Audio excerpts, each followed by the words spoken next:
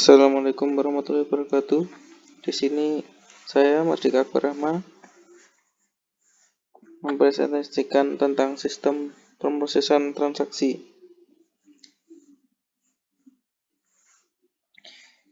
Di sini saya mempresentasikan tentang aktivitas dalam aplikasi jurnal, di mana aplikasi tersebut merupakan salah satu aplikasi akuntansi yang cukup digemari dalam masyarakat. Beberapa aktivitas diantaranya ada aktivitas aktiva tetap, aktivitas konversi atau BPIC, aktivitas akuntansi, dan aktivitas penjualan dan pembelian. Pertama, kita akan mengupas tentang aktivitas aktiva tetap.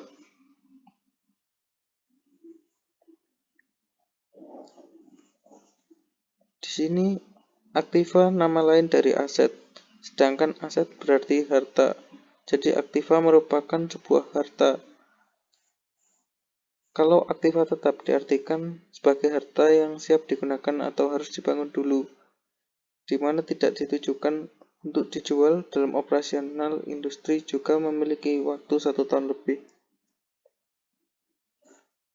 Dan aktiva tetap dibagi menjadi 2, yaitu aktiva berwujud dan aktiva tidak berwujud.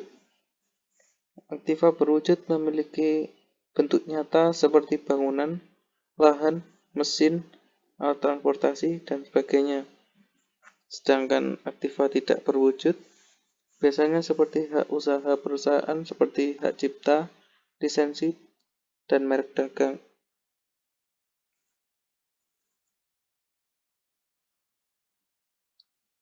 Berikut adalah contoh dari dokumen flowchart dari siklus aktiva tetap. Di sini, karyawan bisa melaporkan aktiva tetap yang rusak kepada manajer. Kemudian aktiva bisa diperbaiki oleh mekanik dengan mengeluarkan biaya perbaikan. Namun, jika aktiva sudah tidak bisa diperbaiki, maka manajer harus membeli aktiva baru. Dan tentunya membeli tersebut membutuhkan biaya.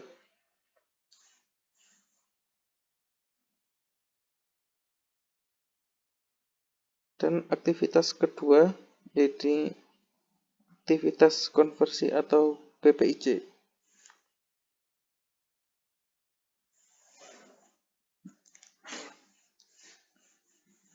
Aktivitas BPIC yaitu jika diterjemahkan dalam ke bahasa Indonesia, kepanjangannya berarti perencanaan produksi dan pengelolaan penyimpanan. BPIC sebagai departemen dalam suatu industri yang bertugas menyiapkan proses dan pengontrolan persediaan bahan baku untuk diolah menjadi barang sudah jadi.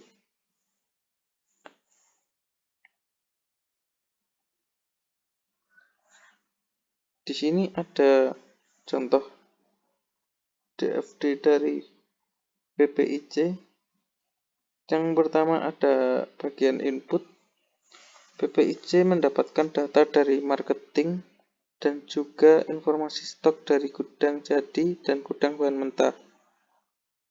Kemudian diproses, data diolah oleh BPIC kemudian dijadikan MPS bulanan terlebih dahulu.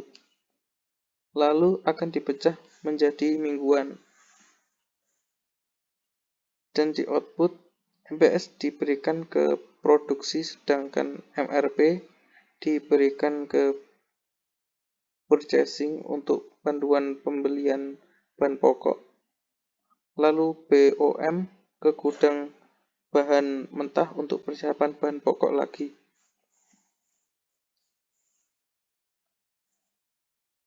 Di sini ketika terdapat BPIC meskipun terdengar mudah, meski ada kesalahan dalam stok ketika melakukan proses mengisi tanggal transaksi tidak bisa diisi secara manual. Sehingga bila transaksi dilakukan sebelum periode akuntansi, maka transaksi tidak dapat dilakukan.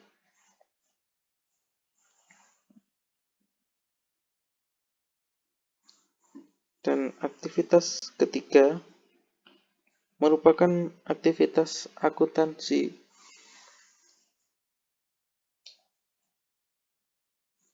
Aktivitas akuntansi merupakan hasil kata serapan dari bahasa asing yang kemudian dimasukkan ke dalam bahasa Indonesia. Ini merupakan kegiatan yang berwujud seperti identifikasi, pencatatan, pengolahan, sampai penyedia data untuk mempermudah sistem mengambil keputusan. Di akuntansi terdapat 4 pencatatan yang penting, yaitu jurnal, buku besar, raca saldo, dan laba rugi. Jurnal berisi catatan-catatan yang berisi kronologis ketika periode akuntansi. Dalam sejarahnya, jurnal mempunyai 2 jenis, yaitu umum dan khusus. Adapun buku besar yang di dalamnya terdapat sejarah transaksi dari jurnal, baik umum maupun khusus. Buku besar mirip seperti laporan keuangan yang mencantumkan saldo dan riwayat dari transaksi. Dalam periode tertentu, buku besar terdapat daftar saldo rekening yang disebut neraca saldo. Cara membuatnya tidak sulit. Pertama, buka buku besar lalu pindahkan saldo pada neraca. Dalam proses ini, jumlah ketika pemindahan saldo harus sama. Akuntansi juga memiliki laporan laba rugi yang berfungsi untuk mengolah pendapatan dan juga pengeluaran sehingga dapat menemukan laba dan rugi.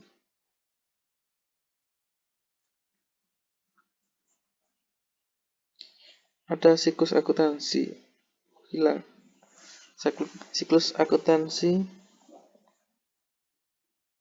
merupakan transaksi yang akan dicatat dalam bukti transaksi, seperti buku intern untuk perusahaan sendiri,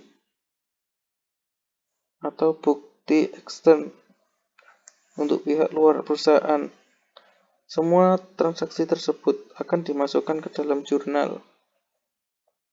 Setelah dimasukkan ke jurnal, transaksi yang tercatat akan dikumpulkan dan diringkas ke buku besar. Langkah selanjutnya adalah membuat neraca saldo yang berisi kumpulan saldo rekening buku besar, dan langkah terakhir tahap pelaporan dengan laporan keuangan. Sesuai dengan namanya, laporan pasti ditulis di akhir proses. Biasanya laporan keuangan dibuat tiap 3 bulan, tiap semester, atau tiap tahun, dan lain-lain. Laporan ini berisi laporan rugi laba, laporan perubahan modal, laporan arus kas, neraca, dan catatan laporan keuangan. Kekurangan di dalamnya yang menyebabkan fraud adalah saat pemindahan dari buku besar ke neraca harus sama. Jika tidak, maka akan mengakibatkan tidak seimbangnya transaksi.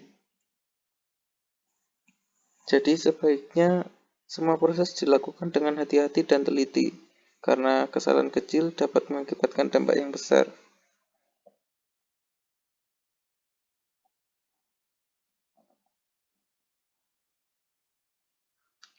Aktivitas keempat, yaitu aktivitas penjualan dan pembelian.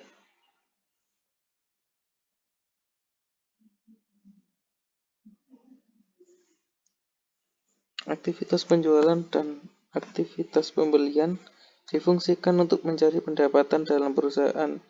Ketika melakukan tugas tersebut, perusahaan diharuskan untuk menjalin komunikasi dengan pelanggan agar mendapat pelanggan baik, tetap maupun tidak tetap. Selain penjualan, terdapat juga pembelian. Proses pembelian selalu muncul dikarenakan bagian gudang membutuhkan pasokan untuk mengisi kebutuhan yang diperlukan. Pembelian dimaksudkan untuk memenuhi kebutuhan dalam perusahaan. Kegiatan ini tidak boleh dilakukan dengan tergesa-gesa, karena pengeluaran tidak boleh lebih besar dari pendapatan. Saat melakukan pembelian, juga harus pandai dalam memilih bahan agar tidak ada dana yang terbuang sia-sia.